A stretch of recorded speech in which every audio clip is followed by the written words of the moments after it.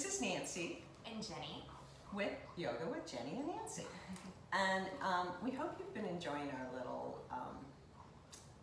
tidbits, little YouTubes about just messages that we use each week.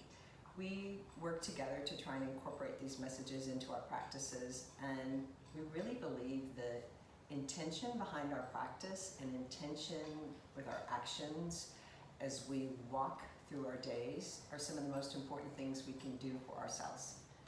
And then what we do for ourselves extends to others. And so one wonderful thing for others this day was Jenny brought me some coffee. Cheers, yay. And Lily thinks she's part of the crew. But we're gonna talk about water and ice today. Fun, right? Well, if you're familiar with the fact of the water element, a water element in Ayurvedic world means creativity and fluid and flowing and moving and ease back and forth. And if you imagine that you're on your favorite float in a swimming pool or on a stream and you just float along, and you might bounce off the edges and sometimes you might hit the edge a little hard, but you really, the water moves you gently.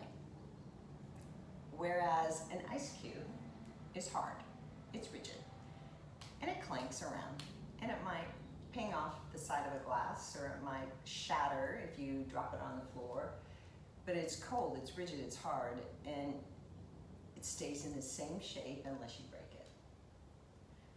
And we're trying to introduce this thought into our practice this week of staying fluid.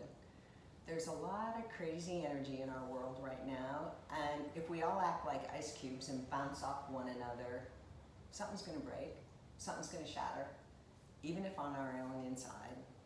Where if we can be more fluid and have more ease as we roll along through our days and observe the energy that's coming at us. You know, if we're fluid like water, that energy might go right through or get redirected instead of absorbing that tension. So that's kind of what we're focused on today. Yeah, this really helped me in my practice this week. Just being a creative and being a writer and getting those moments where I feel like I have writer's block or I don't have any sort of clarity and I get distracted. And when I'm doing that, the words that I might be saying to myself or might be hard to myself, or the words that I may talk about to other people might come off in a very rigid way, kind of in an icy way, an icy cold way. I start to say things like, I don't have time, or I have a creative block. And so I'm already like planting these negative seeds inside of my head. And I think that when we are practicing the being more fluid in life, it's almost like bringing in that feminine divine energy, and recognizing like our words have power, and when we're more nurturing to ourselves, our words become a little bit more softer. Therefore, we're able to adapt when change happens, kind of like going with the flow, right? We use our moments more wisely in that, you know, if it's not exactly how we planned it, we're able to flow to maybe a different way of doing it, or even a different project or something else that we could be working on. And I also, like in that, have, you know, I believe our words have creative power and they can influence us. So I encourage anyone who's working on being more fluid and being more connected to their feminine energy is to really watch the words that you say and stay in constant practice of switching that into more of a positive mentality. And going back to being able to adapt to change. If we're unable to adapt to change, it's almost like we're fighting the universe. And when we're fighting the universe, we're not on that same like godly plane of practice that we try to reach in yoga, that connection with the higher power, the divine, the spirit, moksha, liberation, whatever you want to perceive that to be. And when we fight against that, we're not in flow. We're not in that state of flow. So if you have ever worked on a project before and you just get going and things are working out and you're going and you're going, you hit a roadblock, you pivot, and then you keep going and you're going, that's like you're in a flow state. You're in flow with the divine, you're in flow with purpose, you're in flow with your project, and everything gets done in the way that it's supposed to. But whenever we're doing something and it feels forced and rigid and too structured, we may miss the opportunity to create in a bigger way. I'm gonna just sharing a little bit about myself. That my past was I'm an accountant. I was in public accounting, and I love debits and credits, and I love making everything balanced and square. And then I was in corporate finance, and there was a process to things, and I love adding up numbers and making them work. But I found that everything was structured, and I'm a very left brain dominant person. And so with that structure, as I moved into a yoga practice, I adopted first a very structured yoga practice. I did the same thing all the time. And all of a sudden I realized, like, I am already too rigid in my life.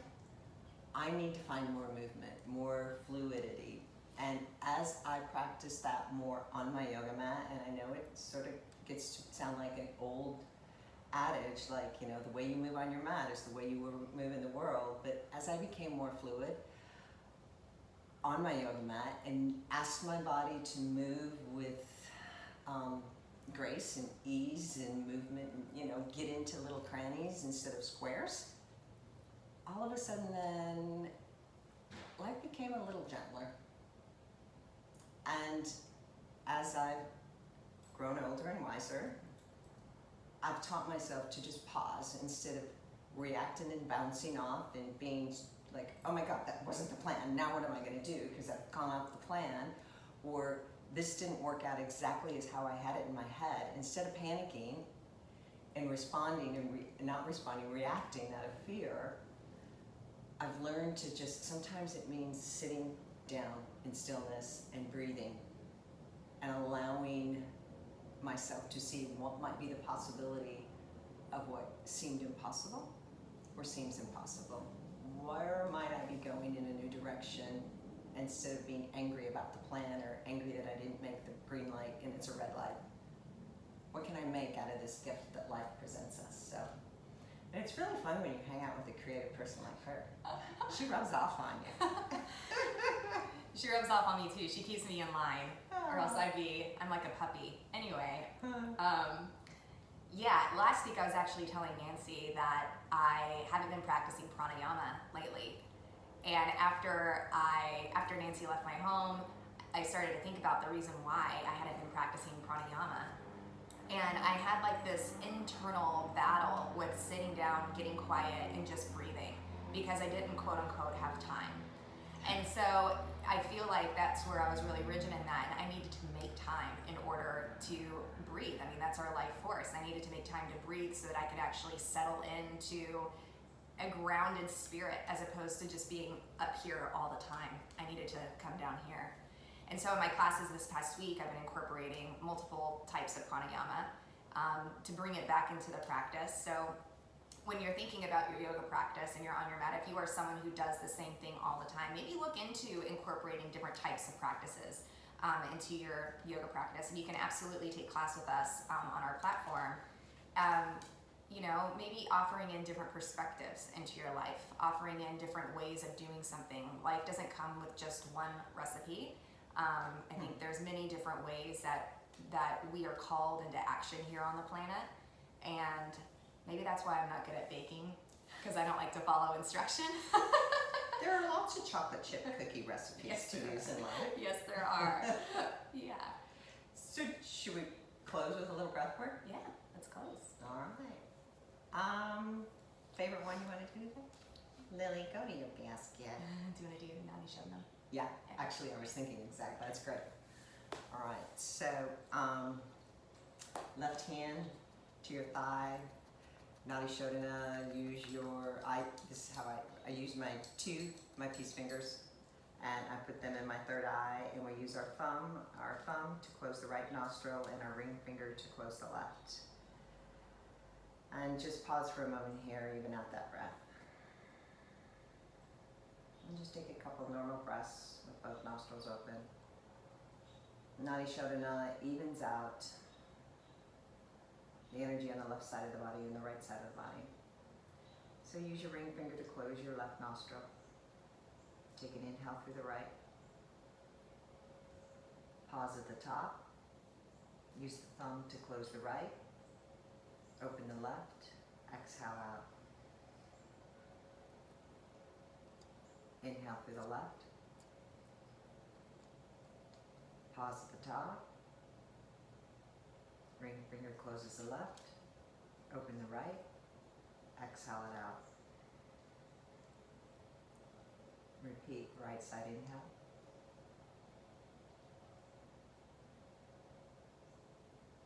Exhale left. Left side inhale. Exhale right. Right side inhale. Exhale left. Left side inhale. Exhale right. Right side inhale.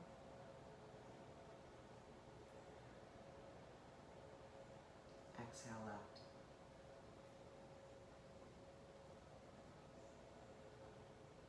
Left side inhale.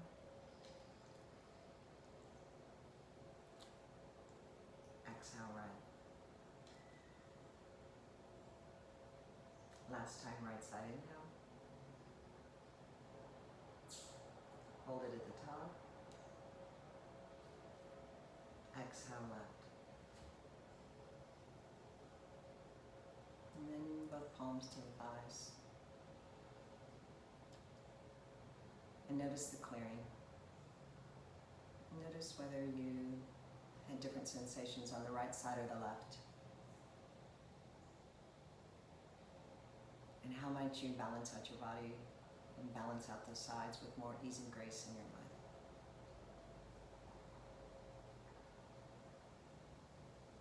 Hands to prayer, thumbs at the heart center. Thank you for joining us. Thumbs to the third eye. And namaste.